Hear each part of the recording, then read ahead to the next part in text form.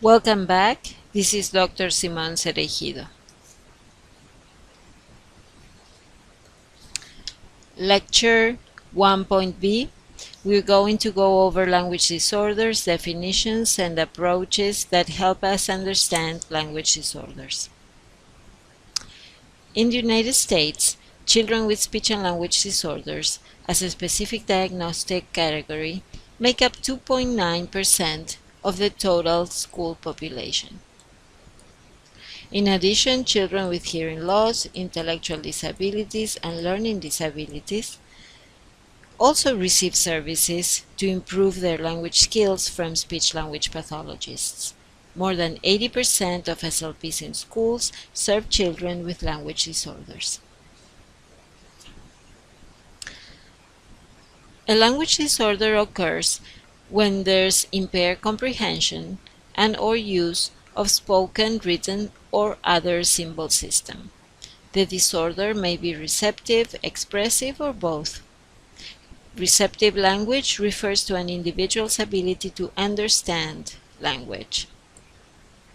Expressive language refers to an individual's ability to express language.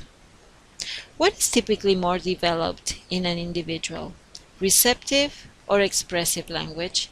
Take a moment and answer the question in your notebook. You can also check page 2 in your textbook. When a toddler exhibits a language delay, a delay in language, we say that the child has a language delay, or that the child is a late talker, or that the child is showing late language emergence. SLPs do not characterize this as a disorder because they cannot diagnose the language disorder in young children very reliably. A language difference is not a disorder. A language difference refers to the variation observed across regional, social, and ethnic dialects in our diverse societies. If a child uses features of English that are not part of Standard English, some utterances may not be correct according to Standard English. Those so-called errors will not represent a disorder, but just a difference. There are two main approaches to understand language disorders. We may classify and analyze language disorders based on two models: the ideological categorical model and the descriptive developmental. Take a moment and think about the four adjectives in your slide. Write the definitions of these four words: ideological, categorical, descriptive, and developmental. Write the definitions in your notebook. The ideological categorical model is also called the medical model. In this model, we want to identify, that is, to find the best categorical or diagnostic label that corresponds to our client's characteristics. For example, we may say a child has a primary language disorder. An advantage of this model is that it groups individuals with similar diagnoses. Also in this model, we aim to find the cause or etiology of the disorder. This labeling approach is necessary to qualify for speech and language services in the schools. Under the ideological categorical model, disorders may be primary or secondary. Primary language disorders do not have a known cause. A child with a primary language disorder, or PLI, has limited language skills, but otherwise the child is perfectly all right. Secondary language disorders are consequences of other disorders, that is, they have a known cause. The language deficits are secondary or associated to the main disorder. So a child in the autism spectrum, for example, has secondary language disorders associated secondary to autism. So, A primary language disorder is defined by exclusion, by ruling out other causes of language learning problems. It is not associated with a peripheral sensory deficit such as a hearing loss, not associated to a cognitive deficit such as mental retardation, not associated to a social impairment such as autism, or to a harmful environmental condition such as maternal drug abuse during pregnancy. The labels we use in our field at times are confusing. For young children, including preschoolers and early elementary school children, we tend to use the term primary or specific language impairment, also known as PLI or SLI.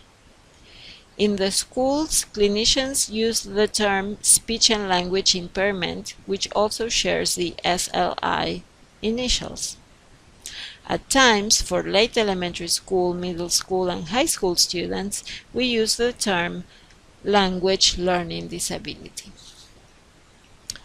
A secondary language disorder is associated to another disorder such as hearing loss, a sensory deficit, intellectual disability, a cognitive deficit, or autism, a social interaction disorder. The ideological categorical model has strengths and weaknesses.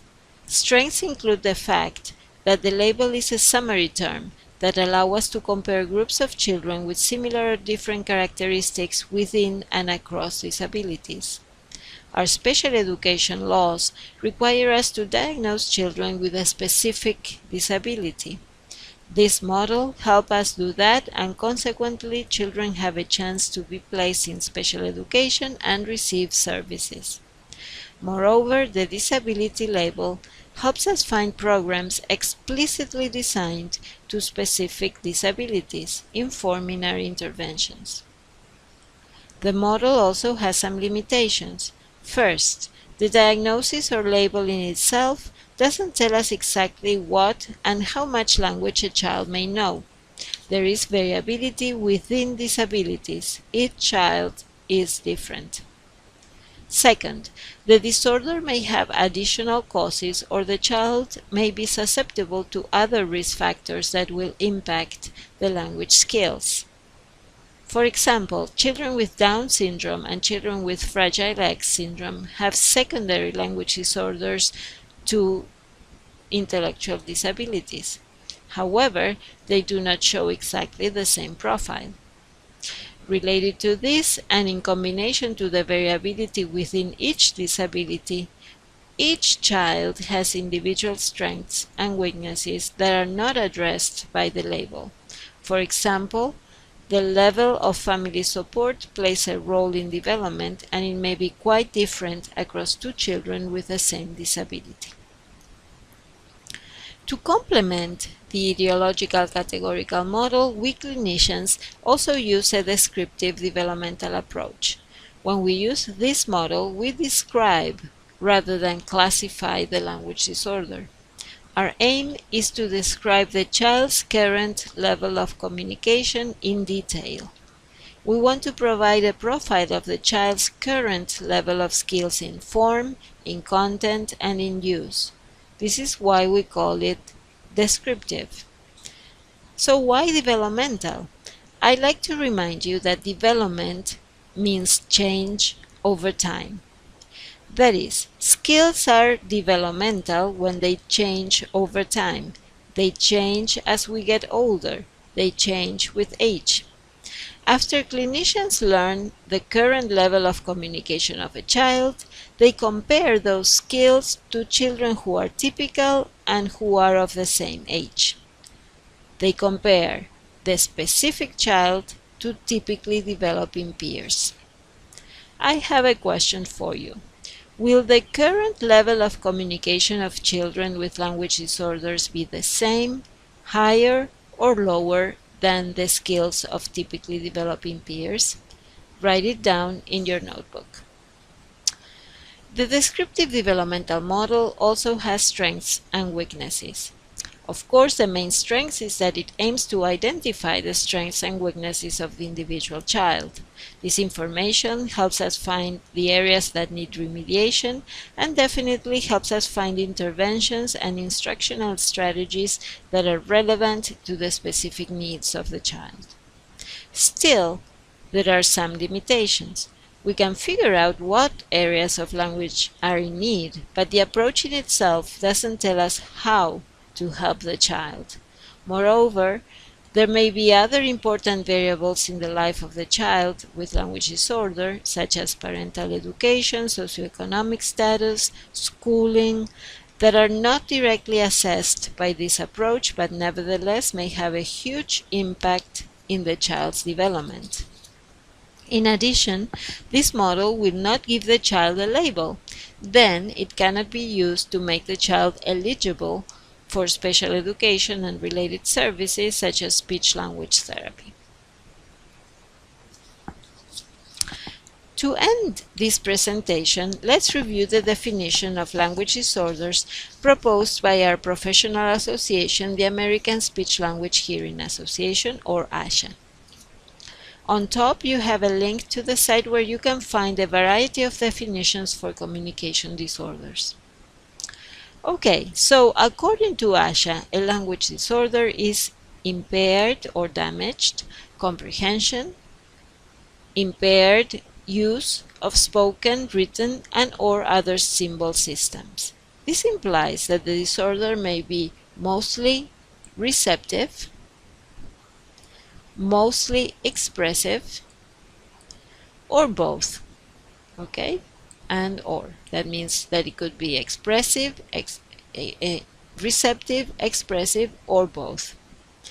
It also indicates that the disorder is not necessarily an oral language problem, not just affecting listening and speaking language modalities.